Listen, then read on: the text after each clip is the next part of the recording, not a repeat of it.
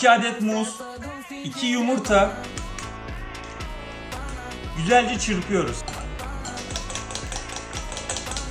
Yoğurt. Karıştırıyoruz.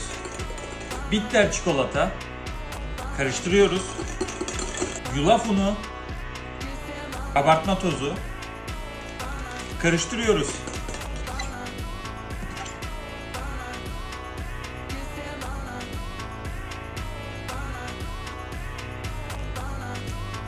Önceden ısıtılmış fırına